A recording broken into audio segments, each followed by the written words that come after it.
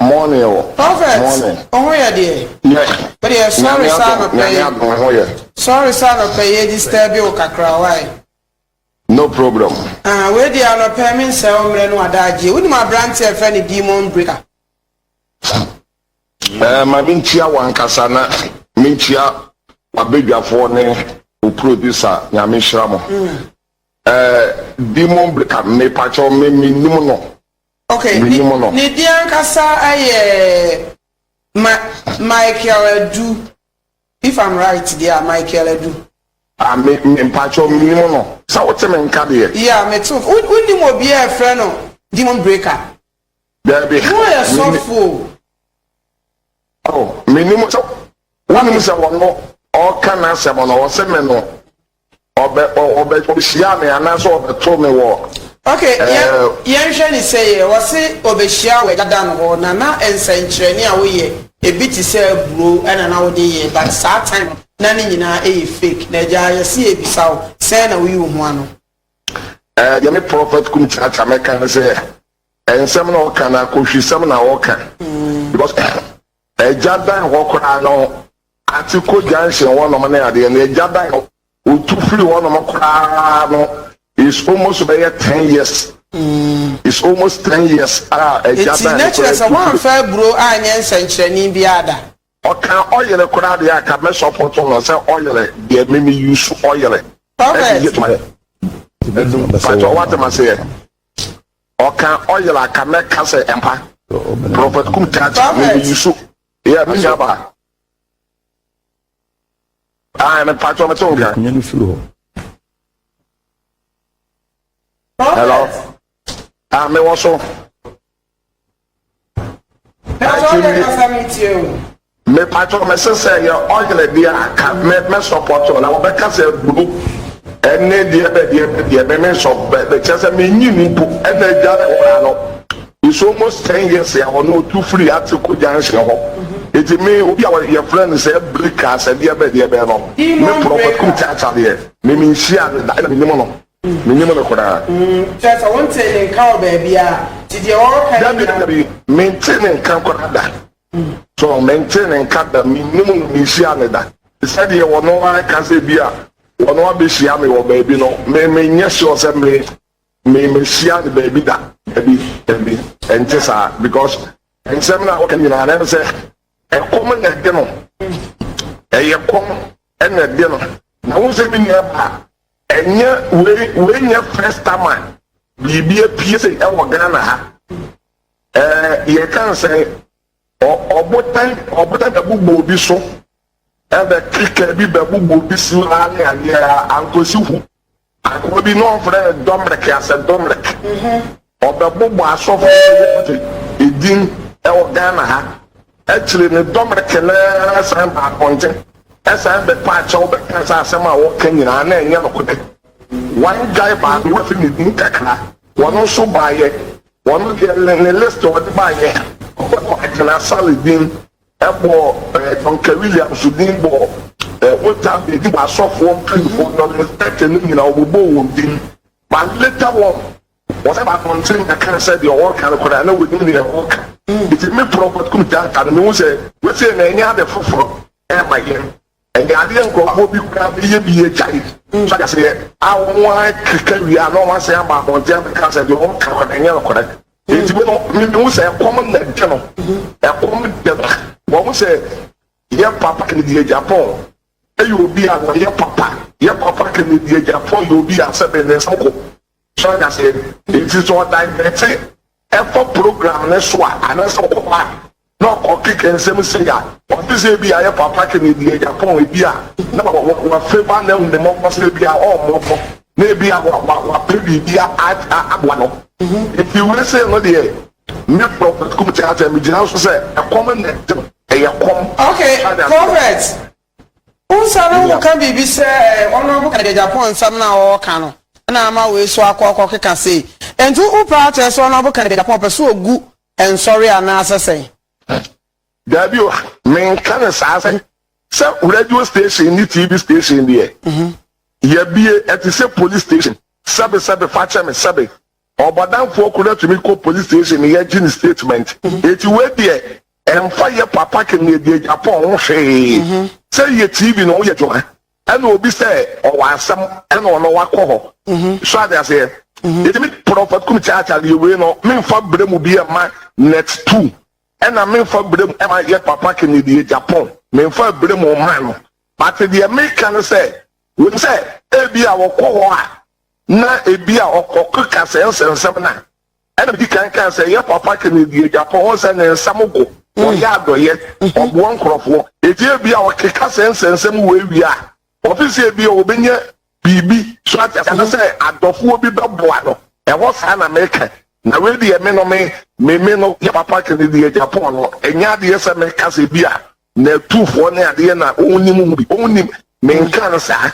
nemo abrantie na mu na American say ekom na di abrantie no eyekom prophet mini aba obi anim so ye prophet kese o ga na memo wagina wona so ache yanhwa de bi se die na beba na obi beba bonten na asofuo bebree nipa kakra bi din ne bebo na wonsu din bebam wo so asofuo bi eta akiri ana obi ene hye akiri yesa mini aba media ya na me hwe se obi taye kiro obi ntaye kiro media ya na me fa mani hu ye no ba se de ye hu ye di hu adanse me no me fa mani hu ye ntimi nim obi a wataye kire na me prophet kum cha me ka say so what abrantie bi an ye friend Dominic ai so be kekensem hu bre bi sa so dey say Dominic ye papa opan bu Ebenezer adakwa yadom emwa bebre ba ye papa opan bu Ebenezer adakwa yadom edbu Dominic we say enso ni pa boni ni Dominic ni pa boni ene ni bron samani yama wasan ba out at kick be bubu asofo bebre din what yakwa bi e friend yi bebre kare apia je koyi ni ba market wa to so no thank you ebre bi oba bontin ewo ayi OKFM Peace FM ni station bebre say sabe facha me pacho sabe wase sofo usu dempa sabe wadi ni turu mu 2 years me pacho o te sa asem le da me pacho me te pa actually ni pa boni apia ni pa boni ni nti no o sam abonten ebe kan say nya no kore me so na gana fo agi asem de die wi amodam sofo usu dempa die wi eti na enye first time ni a onwu di se wasgasam no me prophet kum chacha de me say we kan wa to so be 5 na say obi ba ko bi mi se mi wura fini bi wono asofo Ghana obobo be 50 no say we okot Freemason won so mu bi okot ni Freemason no na no man bi won di 72 years or the can say bi wo ready wo so aka okot ni Freemason wo ma ye covenant sa na man ne kan ye emunsa no wunim na sa wo de ba bonten kolempo a enyade a wono kona won chewi asu enye yon boys ya won di 22 ni 25 ni 24 eto tabi a ready wo won pe ye kan se nkrofo am won tie so ade ase eto tabi a tv won percent nkrofo hwe no wan se da akofo obi aba be transfer na me ye okot ena me Freemason ena me okot me Freemason sell ye be ya won be nya viewers ene ade eti me prophet kum chacha de me jira ofidie kase we so na ma ke sa branche no sama ho kana ya kohwisam hwemi aba ma me second sama pa bibi nya example ba ni tie o pa ma bibi ni friend Las Palmas wo to aduane wawu mini ne pa ma mi be wu Accra dan so mai o se da wa ma fi na mi ma wo bi se da ko baby amaame ne ton aduane no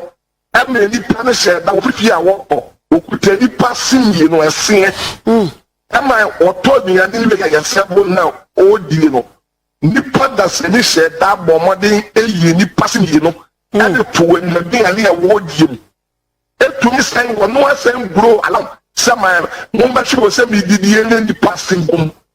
ama ye ti ye na ye ko e wo radio any TV so ni ade ye kom a won kom ha no kore na di pada sani ana asa da atene fia pran se man Las Palmas se ye na bia ni tumpon ko so ne nkrofo di no ya fa kwa bi so ni ye ngu na ni ase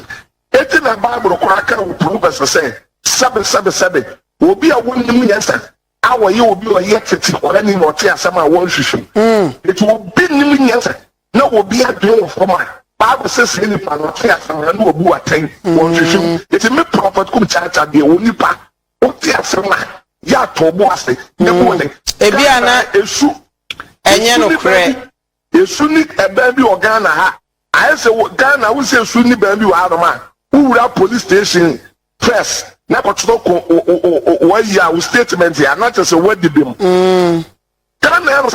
obi abewura police station first bi a won ya pesa won na what did them eti Ghana no obi obedi kan abeka asem piala e de yato obi su bi ya no e ya no kuru anya kuru na just won no de ya na ya fa no what did them hwe many example ba kwentra wansa bi ba wabem ya papa have the spite Pacho mitio pa. Me dance ni niama. Ya papa kwa the despite. Eduma pa we ye Ghana ha. Adoye bebrebe awade buon krofo won eni bi yenya bidi. E buon krofo ma ebi gretre cars ne ade. Etu wan ye bia na peace FM fo. Ebo de wuru e won station na krofo akosia na won watwe moja na won twe na nye peace for na twe. Doctors every church step in Kulibu any hospital say akese na betu dia no wi a no de ko hospital yenya akwo bi wo US a wo ye payfu ba ye bronsam sasa bronsam pa ye friend evangelist ade say what did ba evangelist ade okay am evangelist ade etumi ba abontin be kan say moja na peace for etwen no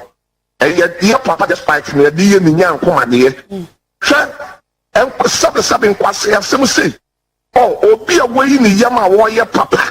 obi a woyi ni yama wo bu nipa yenya sabe evangelist ade woyi ama wo ba bonte be kika sabe nkwase asem ama nipa bia sabe mbiem nipa bi on wadwen wo fom ade evangelist ade asem ni diye efiri wo ba kwara na don't know say peace for sa na ba won jai yan hwe etu ba bia na ya nhwe ne yama bia tama lockdown we by ya ne ade lockdown we by yi me ba radio so ne ade ba chiche sika ne ade wo radio so bebre ne ade me ye program na no prophet nanti ma majibi mini aba ye chiche sika na ye yi se mo ba mo ni wi no wo fe radio so se sika me se ne ya be di ma ni ya bi 2 million no efiri wo ba no nini ya no wontumi ni bi ejimi mi sika ni bi di ye chire I can say 2 million pe no mi sika ni bi di ye chire e to be say next time enye Kristo sum ni nyame soma e be ye den na wo be ye sa wo be ye papa ye jira wo radio so ye mobile man 100 million e wo radio so ye mobile man 100 million nanso ye nya sabe obronsa bi be wura mu be kan say 2 million ni ye nya bi ama ni ya no ontumi ndidi ene ya de eti ye tu ba bi na say ya hwe ya e be du ba bi papa ye fa papa kurado wo ye sofo a ne ye no e be ye woden eti prophet kum cha de ye me kan say ya kwa no so ye fra no demon breaker no keka no e ye kom eni bre ohun e kom na de no Matias na enyo nko ne yede to so me de prophet Kwadwo Sapon so number ama producer ye be frɛ no sansan ne ye be frɛ prophet na nsɛm bi hu sana wo enjobi masɔre dem ya na nsɛm bi ba no aboka ne de Japan ne enjobi nim ntam okɔ siesie ekɔ kan asasam no ntwa so siesie asam ne da so je ne ho ntere ha sɛ wahwɛ asam no enjobi nim ntwa so kasa na oba abonten ebe kasa nsɛm bɛn na ese wo kan ya nsɛm wu me dance menim say ye nyina no ye pen say o kan 1 Corinthians 15 14 wo ba bi ana 15:33 em say Paul kan bi say nyankopon ye sakasaka nyame ne momo ya asomdwe nyankopon ada say 1 Corinthians 14:33 na 15:33 awo ba bi enti wo nyame no wo ye peaceful wo ya asomdwe nyankopon ti no me fe say ye me prophet kum chacha ene ye nyama sofo won no ye nyina no ye pa asomdwe nti no ye guso say ye ne ye nua no e kasa na mpanifo nso enim ye papa Honorable Kennedy Japan so ene no ebekasa na nkunimdie ne asomdie atumi abagana nti that is say ya ba bejae o asemben na wo kan ene asofo bebre ene omudi aba asemi mu eye prophet Kwadwo Esapon sanso ena yankase ade nyina ejadan ne din ewo mu asofo ebebre nje obi nim din wo mu afei Reverend Obofo kra so ntime na esan ne sika wanya ne niema ne nyina no na say nduro eno de eye adwuma we ena eye demon breaker wode nsemi aba betudwa afutio ben ena prophet odima oman Ghana eni wiase nyina mini aba me da se de me prophet kum chacha me kacha ko no fe on se Ghana nsemo na ba na yaka ne tra wo radio so TV so ne yajai enu bi na me di aye example say domreke ba yo kika ne nsem no domreke gira public nyina kan say woni masofo ma ko tetia yesie nipa wo wa sole edan ase ye wo bia na fo kurom wa mini abati o ye wo bia na fo wa ye wo CID fo wa national security fo wa o want to me and for say domreke na misa no say asofo tetana wo say enipa kwankora eni nipa spare pass ye yesie nipa wo wa sole gase no yanko ne ko yanko jayen na yanko tuni enhwe wo ja na ma ne koi akoyi amusi efre ni demon breaker yi utie ne kasa ba akubia wasi bishop obi nim sunsun mo no oba ne da yema na ju no ni 2 ye so ate ase woni ni 2 ye ye na ni ti ko pim ceiling no eti efru wa ba kora ni ti no apai